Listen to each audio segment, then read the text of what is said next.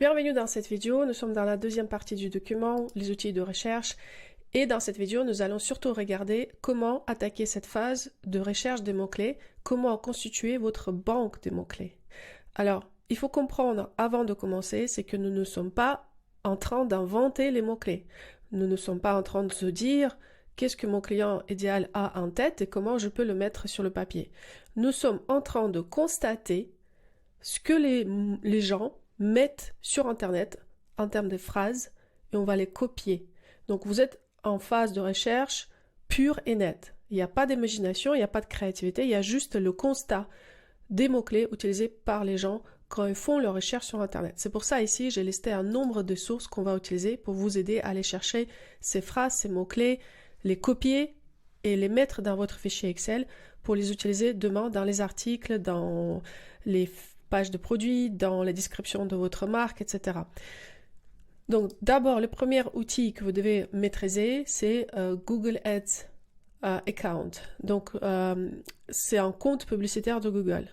Alors nous allons l'ouvrir et nous allons juste utiliser un outil de Google Ads qui est un outil de planning des mots-clés. C'est tout ce qu'on veut. On ne va pas faire les publicités sur Google Ads Account, on va juste prendre leurs outils qui est très puissant pour identifier les mots-clés et pour aller chercher les tendances des mots-clés. Donc, le premier exercice que vous allez faire, vous allez ouvrir ce compte Google Ads. Pour ça, il faudra taper sur Internet Google Ads ou publicité Google. Vous allez tomber sur quelque chose comme ça. Et donc là, bien évidemment, il y a des bons qui vous permettent de faire la publicité. Non, on ne va pas le faire. Attention, parce que tout ça, ce sont des pièges. Si on vous propose quelque chose au démarrage pour que vous initiez les publicités, sachez que les publicités sur Google Ads, c'est minimum 3 mois de phase de test. Peu importe le montant de cadeau initial, vous devez beaucoup mettre vous-même pour pouvoir prouver que les publicités elles marchent sur Google Ads. Donc pour l'instant, vous ignorez toutes ces sollicitations. Tout ce que vous allez faire, vous allez mettre commencer ou se connecter. Si vous avez un compte publicitaire, vous vous connectez. Si vous n'avez pas, vous commencez ici et vous créez un compte. Encore une fois, comme tout ce qui se passe sur Google, ce qui est important, c'est ce qui se passe ici à droite. Sur quel compte, sur quel mail vous allez vous associer votre compte publicitaire, sur quel mail votre compte publicitaire va être associé. Donc c'est très important de bien surveiller. Il faut que tout soit autour du même mail, donc le mail de l'entreprise ou le mail perso, mais comme ça vous savez exactement où chercher les sources. Donc Google Analytics, Google Ads, Google Drive, Google Gmail, donc tous ces services de Google, essayez d'être dans le même email. Google Business aussi. Donc là, ce qu'il va nous faire, Google, il va nous dire, faites votre première publicité, il va nous le forcer, cette publicité. Donc c'est pour ça, pour s'inscrire et pour créer un compte publicitaire, on est obligé d'avoir notre première publicité, mais attention, on va la mettre en veille, ce qui va nous permettre d'éviter à payer d'argent pour la publicité qu'on ne veut pas faire. Donc c'est parti, associer le compte pour configurer rapidement votre campagne. Vous voyez, tout de suite, il me met dans la phase de création de publicité alors que je ne veux pas le faire. Mais j'ai pas d'autre choix. Je ne peux pas ouvrir un compte Google sans faire la publicité. Et pourtant, vous allez voir, je ne vais pas la faire. Donc, on met notre établissement. Puis, suivant. On met le site web. Je mets n'importe quoi parce que c'est pas essentiel pour moi. Donc, il va analyser notre site internet. Suivant. Et il va me demander pourquoi il faut configurer l'objectif publicitaire. Attention, on ne fait pas de publicité. On fait juste ouvrir le compte, mais on est obligé de passer par cette phase. Donc, je veux générer plus de ventes. Commencer.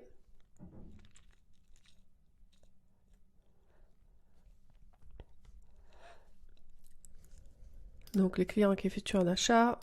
Appliquer.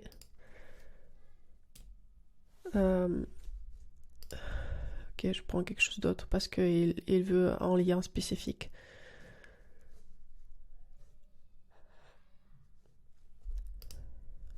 Il y a toujours un lien spécifique qu'il faut mettre.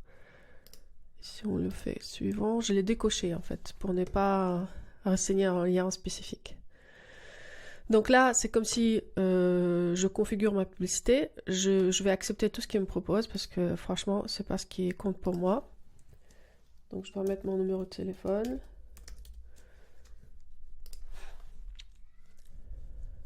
Suivant.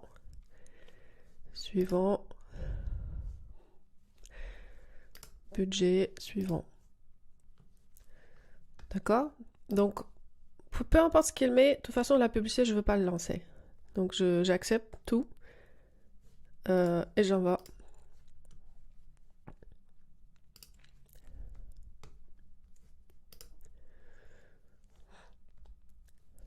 Donc là, elle me demande le nom de l'entreprise et l'adresse.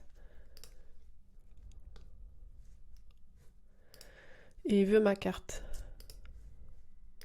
Donc, c'est la banque qui demande de valider ma carte. Je fais ça et je reviens. Donc, je reviens sur mon compte publicitaire. Donc voilà, l'installation est terminée. Je viens de renseigner ma carte bleue.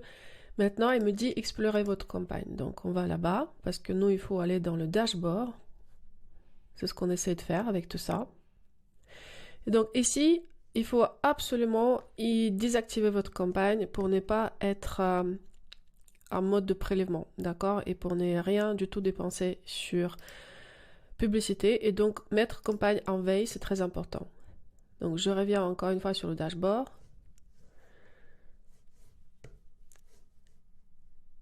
Je vais essayer de voir l'état de mes campagnes.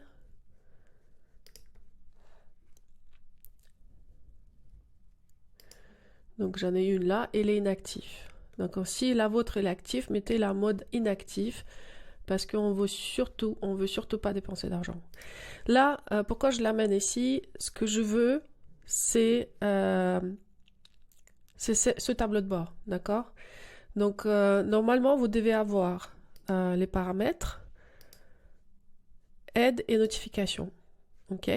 Donc, moi, ce que je veux, dans les paramètres, je vais activer le mode expert. Donc, j'active le mode expert. Et là, donc j'ai une vision de mes campagnes que je ne vais pas faire. Bien faire attention qu'elle est en veille, d'accord? Donc, là, elle est verte. Il faudra la mettre en pause. Donc, mettre la campagne en veille, c'est très important. Et là, j'y vais dans le tableau de bord et j'ai un outil et paramètres. J'ai les outils et paramètres. Et donc, dans la partie mesure, j'ai conversion, Google Analytics, attribution. Puis, j'ai action groupée, bibliothèque partagée et planification.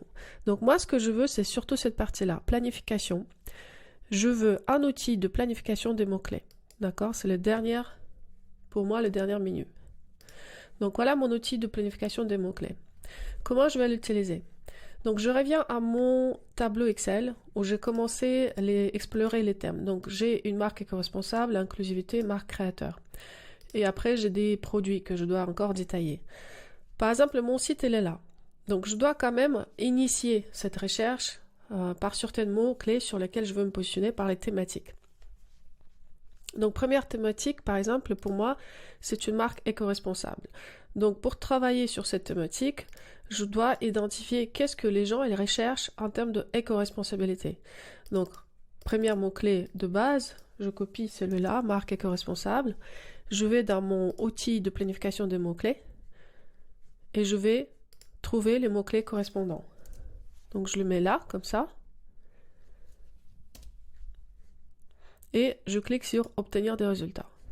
Alors là, vous voyez, pourquoi c'est intéressant à accéder à cet outil, c'est que c'est totalement gratuit. Vous n'avez rien à payer comme avec d'autres outils que je vais montrer tout à l'heure. Et en plus, vous avez énormément d'informations parce que vous pouvez voir le nombre de recherches à peu près sur les mots-clés. Et puis, la concurrence, si c'est élevé ou pas. Et surtout, variation. Donc, ça veut dire que chaque mot-clé, vous pouvez voir, il contient les tendances. D'accord? Donc, par exemple, celui-là, vêtements éco-responsables, ça fait partie des variations que je peux utiliser sur mes pages produits, sur mes descriptions de la marque, dans mes blogs. Donc là, par exemple, si ce sont des mots-clés qui vous plaisent, vous pouvez les prendre et mettre dans votre fichier. Et vous continuez comme ça jusqu'à ce que vous avez au moins 50 mots sous chaque famille. Donc, marque vêtements éco-responsables, encore une fois, c'est intéressant. Comme je vous dis, Google, c'est très précis. Il faut être très précis en termes de variations des mots-clés. C'est pas du à peu près avec les recherches. C'est vraiment les phrases exactes que les gens ils tapent sur Internet avec des erreurs, sans erreurs, avec S, sans S, avec accent, sans accent. Tout ça, ça fait des variations. Et donc là, vous avez toutes les variations de recherche sur Google Keywords Planner. Après, ce que vous pouvez aussi voir, vous pouvez par exemple les structurer par nombre de recherches mensuelles. Donc vous prenez celles qui sont le plus important et puis vous descendez.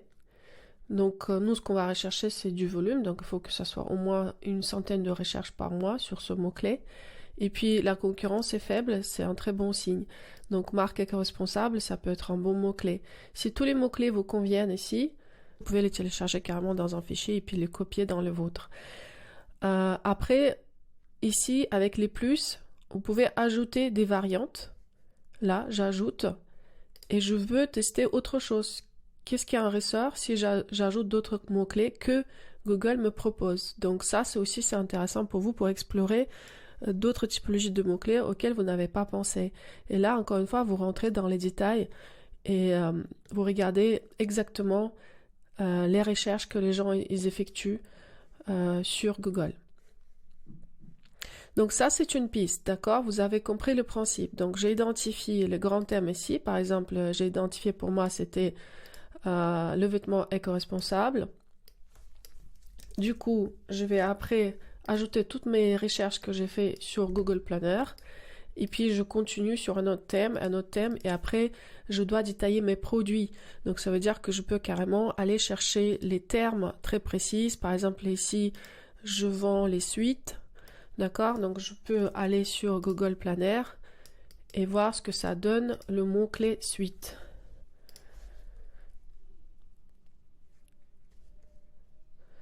Donc il n'y a pas grand-chose. Comme vous pouvez le voir, je pense que c'est pas quelque chose qui est très recherché. Ce qui est peut-être recherché, c'est les sweatshots ou sweatshots shirts.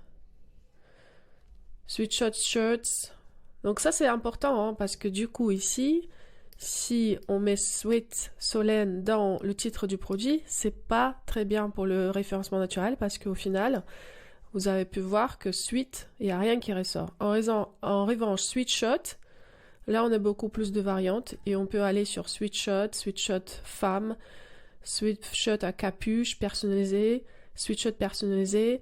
Donc ça c'est très important. Si vous prenez vraiment cet exercice à la lettre, vous pouvez par la suite bien penser à vos titres parce que ici ça quand même ça peut vous aider énormément pour mieux être mieux classé sur Google, si vous faites cet exercice comme je vous le préconise. Et donc après, vous allez aller dans les typologies des produits, par exemple le suite, et vous allez mettre en place tous les mots-clés que vous trouvez pertinents pour le titre, la description du produit. D'accord? Donc ça, c'est à vous après de faire les recherches et vous pouvez ajouter à chaque fois les mots-clés que Google vous propose pour aller au-delà de ce que vous avez pensé vous déjà pour ce type de mots-clés. Deuxième outil qui est très intéressant à explorer, ça sera Quora. Quora, c'est un outil des sujets sur lesquels les gens ils posent des questions. Vous pouvez explorer les questions pour vous aider à carrément travailler la stratégie de contenu. Ça peut être les blogs pour explorer ces questions, ça peut être les mots-clés, ça peut être aussi le contenu pour les réseaux sociaux. Donc là, par exemple, si j'ai une phrase à taper, je vous recommande d'ouvrir Quora avec votre compte. Déjà, il faut avoir un compte. Et du coup, vous pouvez ajouter des questions. Par exemple, pour moi, mode éco-responsable. Ici, j'ai des sous-questions qui étaient posées sur ce sujet-là. Le mode de vie, non. Qui les fréquentait l'école de mode? Quel blog de mode les blogueurs de mode lisent-ils? Donc ça, c'est intéressant. Les marchés passent-ils du monde? Donc là, déjà, soit je recherche mon mot à moi, et puis je regarde les questions qui en ressortent. Qu'est-ce que fast fashion? Que dois-je savoir sur la mode que personne ne sait? Donc vous regardez un petit peu ce qui en ressort. Est-ce que vous trouvez des sujets intéressants sur lesquels soit vous pouvez vous positionner pour travailler la partie blog, ou soit reprendre les questions et les utiliser après, par la suite, sur vos recherches Google. Si je trouve que les sujets ne sont pas très pertinents pour moi, je peux changer ma requête ici. Et je mets par exemple les sweatshots.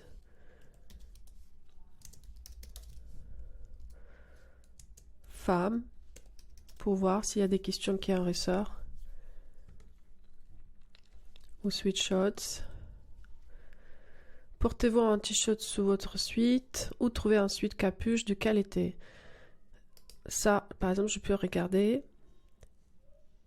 Ou trouver un sweat de capuche de qualité. Donc ça, c'est un outil que vous pouvez toujours utiliser pour vous inspirer des thèmes à explorer, par exemple, dans votre blog, ou identifier les problématiques que les clients recherchent par rapport aux produits spécifiques, et puis par la suite répondre à ces problématiques dans vos descriptions de fiches produits. Puis un autre outil qui est très intéressant à explorer, c'est Answer the Public. Alors ici, très probablement, ça sera en anglais. Donc là, j'ai changé la langue, j'ai changé le pays. L'intérêt de ce sujet, de cet outil, c'est quoi? C'est que la promesse, c'est qu'est-ce qui se passe dans la tête de votre client. Donc si par exemple, vous avez identifié une problématique comme la mode éco-responsable,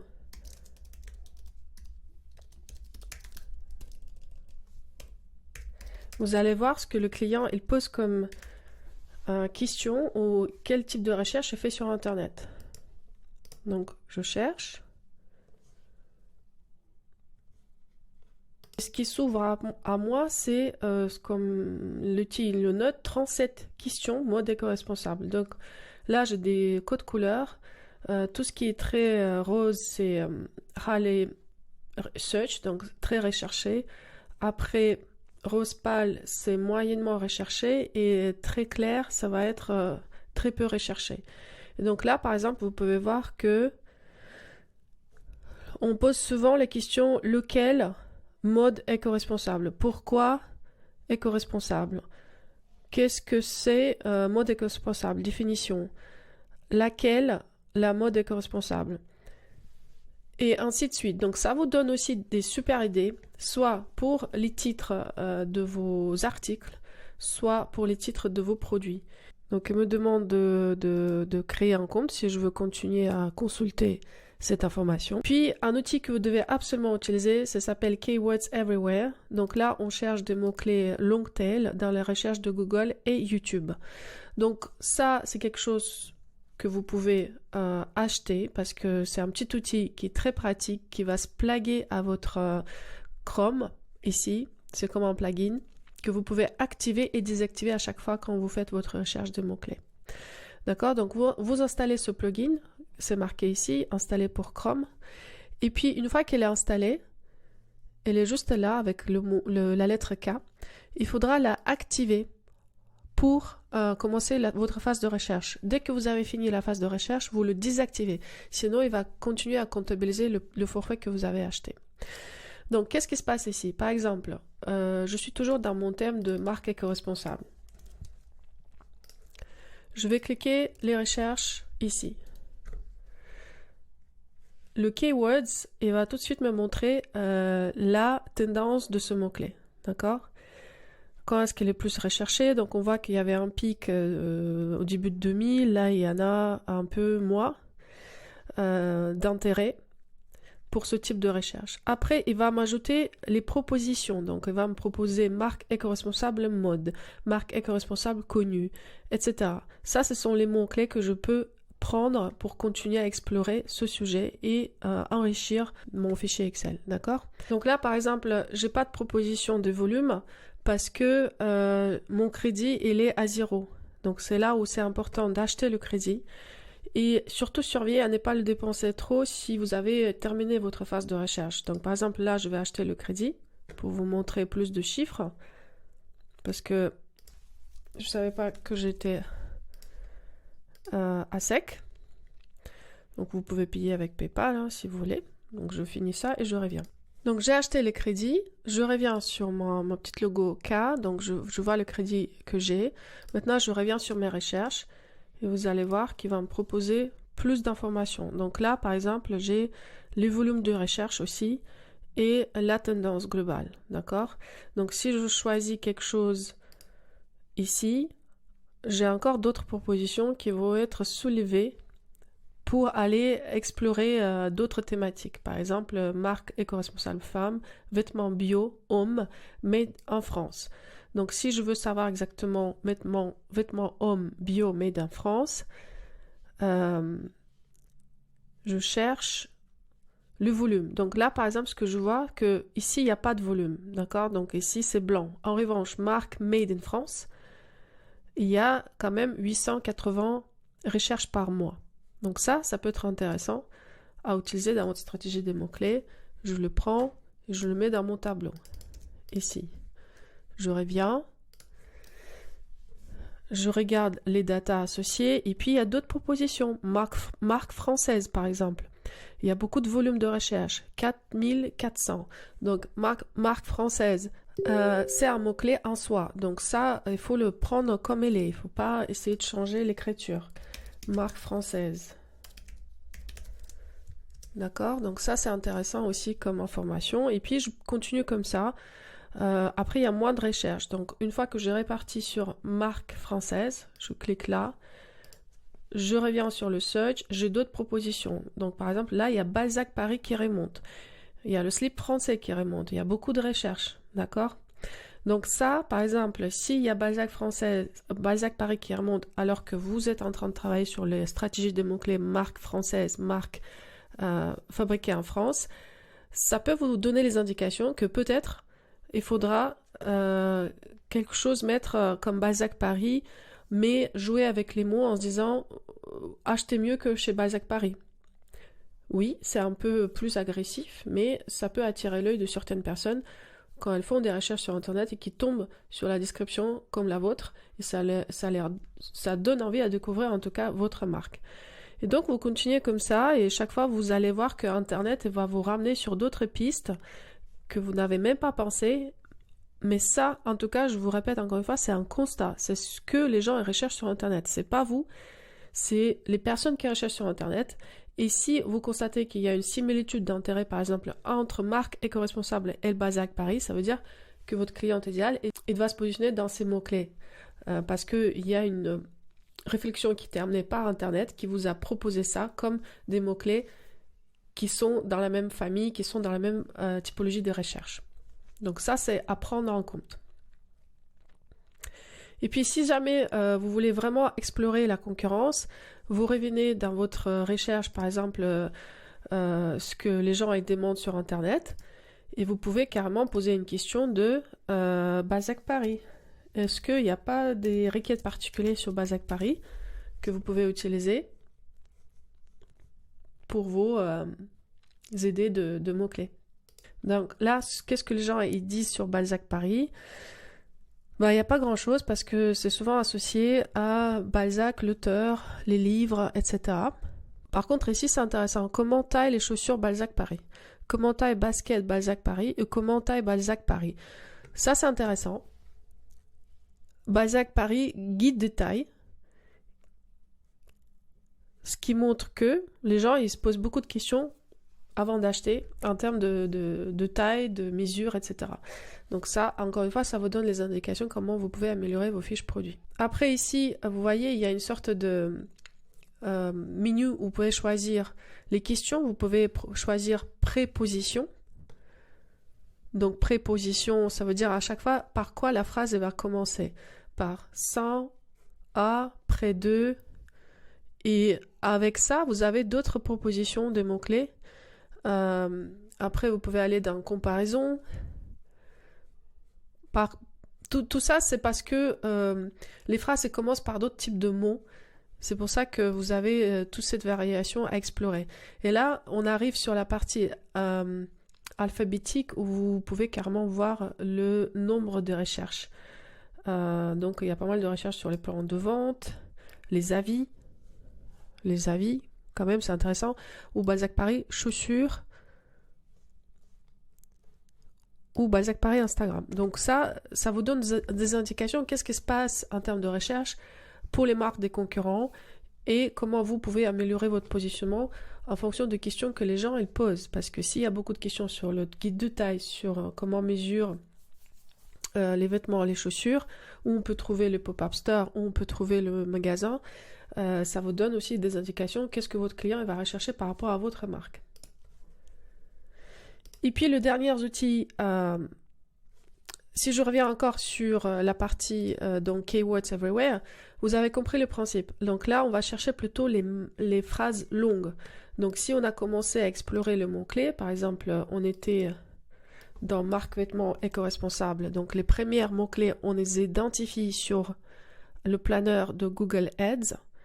Et après, une fois que vous avez identifié cette première phrase, avec Keywords Everywhere, vous peaufinez votre recherche en leur donnant plus de recherche en termes des mots, des phrases. Ça va être les phrases beaucoup plus longues et enrichies avec plus de sens. Donc c'est pour ça, par exemple, ici, une fois que j'ai cliqué cette combinaison que j'ai identifiée sur Google Planner, là je vois qu'il y a une phrase marque vêtements éco-responsable pas cher qui peut être utilisée. Qui va vous positionner encore mieux sur la première page parce que vous allez être très précis en termes de positionnement. Ou marque vêtements éco-responsable française, ça c'est une proposition de Keywords Everywhere. Où là, on a carrément, parfois quand le nombre de recherches est significatif, par exemple pour l'homme, il y a beaucoup de recherches, on a carrément le chiffre associé et le coût de ce mot-clé. Donc vous voyez comment il faut fonctionner. Google Ads, c'est les mots-clés initiaux. Keywords Everywhere, ça va être les phrases complètes que vous pouvez compléter à partir de bases initiales, retrouvées sur Google Ads. Et puis, tout ce qui est Quora ou ce que les gens demandent sur Internet, ça va être deux outils que vous pouvez utiliser pour enrichir encore vos sujets sur lesquels vous travaillez autour de ces mots-clés. Donc, c'est par rapport aux questions que les gens ils demandent sur Internet. Est-ce qu'il n'y a pas un sujet d'article à écrire? Est-ce qu'il n'y a pas un explorer sur mes fiches produits telle ou telle problématique? Est-ce que je peux répondre à toutes ces questions et les interrogations en amont sur mon site avant l'achat? Et puis, je vais vous présenter les outils supplémentaires, comme par exemple SEMrush, YouTube ou Instagram, comment vous pouvez les utiliser. Ce sont des outils très riches également. Par exemple, si Keywords Everywhere est activé, vous pouvez aller sur YouTube et de la même manière profiter de ce que YouTube vous propose. Par exemple là, vous voyez, je continue à recevoir les chiffres de Keywords Everywhere. Donc par exemple, je reste surtout sur ma marque vêtements éco-responsable. Sur YouTube, par exemple, les gens cherchent pas mal marque vêtements éthique. Donc ça, j'ai pas pensé. Je vais copier, je vais mettre dans ma banque des mots-clés. D'accord? Marque éthique. Et puis, je recherche, ce qui est intéressant, je recherche les comptes. Donc déjà, je vois qu'il y a certains comptes qui font de la publicité sur YouTube avec les marques éthiques. Puis, je peux regarder les chaînes qui concernent ces sujets-là. Et ce qui va m'intéresser surtout, c'est les vidéos qui sont beaucoup vues et qui sont plus vues que le nombre d'abonnés des personnes qui les ont fait. Donc ça veut dire qu'il y a beaucoup d'intérêt pour ce type de contenu. Donc là, par exemple, celle-là, elle a que 730 abonnés sur sa chaîne, mais sa vidéo avec 10 marques de mode éthique, elle était vue 15 000 fois. Donc c'est pour ça que c'est intéressant. Déjà, c'est intéressant de voir cette vidéo, un petit peu la thématique, puis lire les interrogations des personnes qui ont commenté cette vidéo pour comprendre un petit peu quel type de questions les gens ils posent. Et puis, vous pouvez aussi aller voir la chaîne de cette personne et aller dans le filtre, c'est dans les vidéos, aller chercher le plus populaire. Et donc, la plus populaire, c'est 10 marques de mode éthique.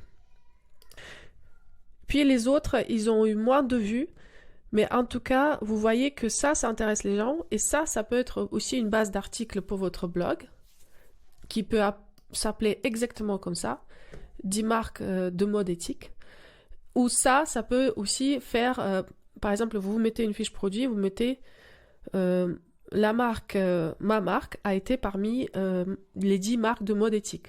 D'accord? Donc, vous utilisez ces mots-clés pour mettre dans le contexte de ce que les gens ils recherchent sur Internet et où ils s'arrêtent pour comprendre le contenu. Donc ça, YouTube, pareil, ça peut être pour vous une source de recherche des mots-clés. La même chose, vous pouvez faire sur TikTok.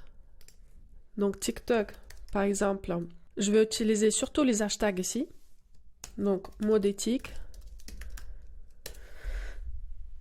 Et ici, je vais identifier les photos, les vidéos les plus vues. Donc, par exemple, là, ou dans les tops plutôt, ça c'est les top vidéos. Donc ça, c'est considéré comme plus vu. Et ce qui m'intéresserait, c'est les grosses audiences. Par exemple, là, 1,7 million. D'accord? Là, je peux voir de quoi il s'agit. J'ai vu un peu sur Internet qu'il fallait regarder les étiquettes. Need your help. Cette vidéo tourne sur Internet depuis quelques jours. Alors, acheter du Shein pour... Donc là, vous avez compris, c'est du contre greenwashing, Shein, etc. Donc ça, aussi, ce qui est intéressant de regarder, c'est un petit peu les hashtags sur lesquels le compte se positionne, mais surtout les titres également, parce que ici, vous pouvez aussi détecter les mots-clés intéressants sur lesquels vous n'avez pas pensé à vous positionner. Là, par exemple, elle a eu 16K likes et il n'y a pas des marques de trentenaires avec des t-shirts unis à 200 €. Mode éthique, corset, vêtements faits main. Donc ça vous donne aussi des idées que vous pouvez explorer parce qu'aujourd'hui TikTok c'est une source de recherche importante pour le contenu et pour les mots-clés aussi sur lesquels vous pouvez vous positionner. Et vous pouvez faire la même chose sur Instagram. Si Instagram c'est quelque chose qui est plus connu pour vous, dans ce cas-là, ce qui vous intéresserait, c'est encore une fois les hashtags, les tendances par rapport à ce qui ressort dans les recherches le plus vu, et après les personnes qui les suivent et pourquoi elles les suivent ces comptes, ce qui peut vous aider aussi à identifier un petit peu le positionnement de vos concurrents et les mots-clés sur lesquels ils se positionnent ou les hashtags sur lesquels ils se positionnent sur les réseaux sociaux. Aujourd'hui, comme vous avez compris, le principe c'est que vous ne pouvez pas vous concentrer sur une seule plateforme et garder que les mots-clés de quelque chose qui ressort sur Google.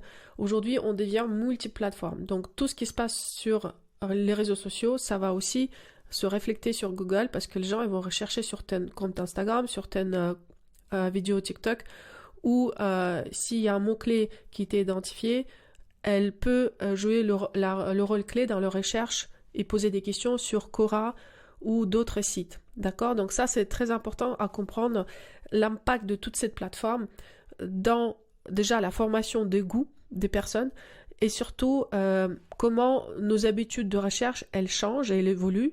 Et vos mots-clés et vos phrases, elles doivent suivre ces grandes tendances. Et tous derniers outils que vous pouvez aussi utiliser pour explorer un petit peu votre site à vous, ça va être SEMrush. Donc SEMrush, c'est un outil payant. Si vous voulez profiter un petit peu sans payer, il faudra juste faire le minimum nécessaire. Le minimum nécessaire, ça sera déjà renseigner votre site à vous, donc votre projet.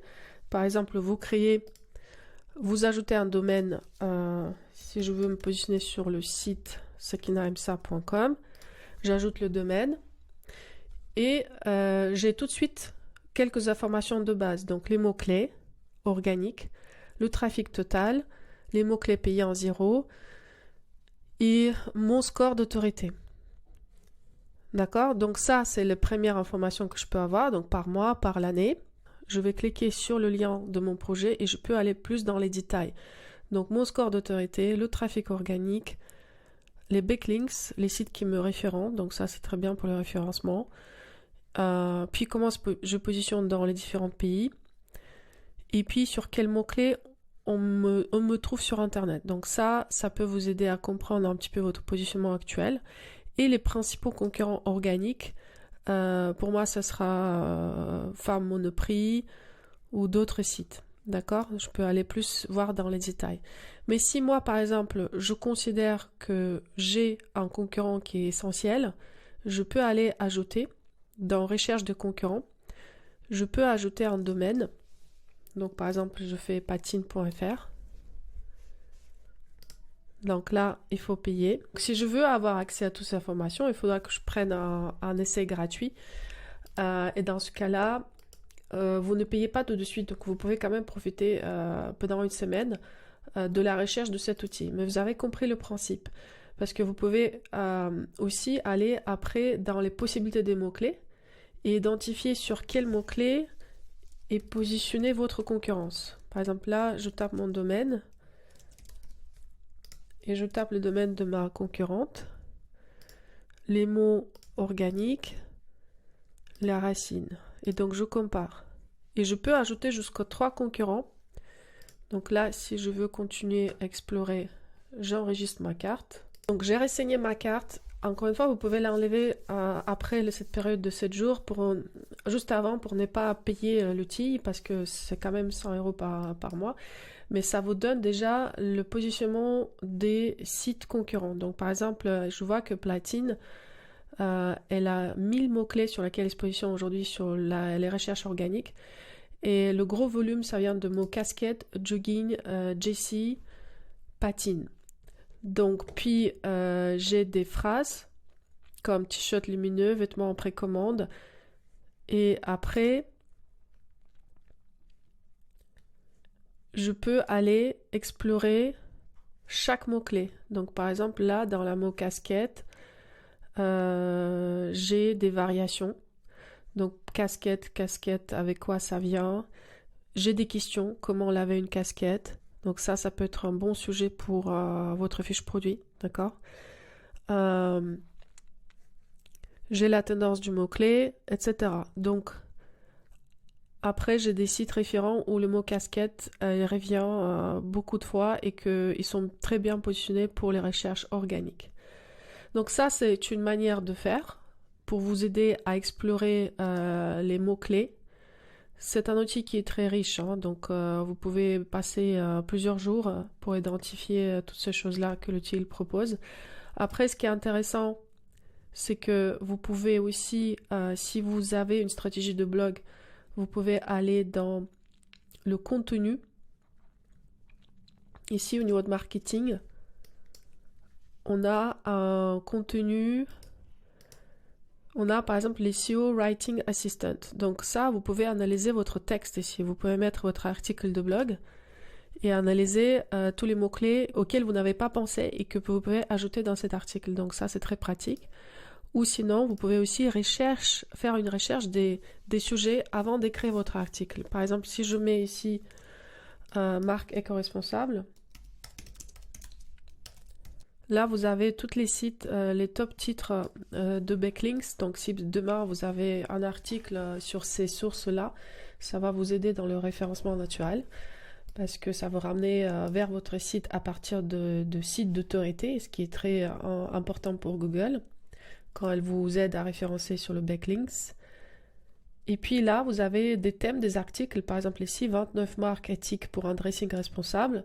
Ça peut être une méthode aussi intéressante de blogging où vous écrivez un article global et vous invitez les marques que vous mentionnez dans cet article à partager cet article dans leur site et vous référencer. Comme ça, il y a un échange mutuel entre les backlinks, entre les marques, ce qui vous permet aussi d'augmenter en termes d'autorité pour Google quand il y a des personnes qui cherchent les sujets autour de marques éco-responsables. Donc là, on est plus dans les stratégies avancées de référencement naturel, on est beaucoup moins dans comment je positionne mon site, on est plus comment j'interagis avec l'environnement dans lequel je veux me positionner en tant que site d'autorité. Dans ce cas-là, quelle est la stratégie de backlinks que je peux créer à travers mes articles de blog. Et ça, cet outil de SEMrush peut vous donner plein d'idées en termes de futurs sujet éditorial pour votre stratégie éditoriale, pour vos blogs. Donc vous avez compris que c'est un outil très riche, elle est plutôt pour les agences et les personnes qui gèrent la partie référencement de manière professionnelle. Je ne vous recommande pas bien évidemment d'avoir un forfait à 100 € à payer, donc vous pouvez profiter de 7 jours gratuits pour explorer au maximum tout ce que vous avez besoin en termes de concurrence et de vos propres mots-clés. Et par la suite, vous annulez l'abonnement dans votre profil et vous avez les infos sur l'abonnement. et vous pouvez tout simplement arrêter le trial. Donc là, je vais désactiver. Pour les désactiver, il faut les contacter. Donc je vais les dire que c'est trop compliqué et je vais continuer.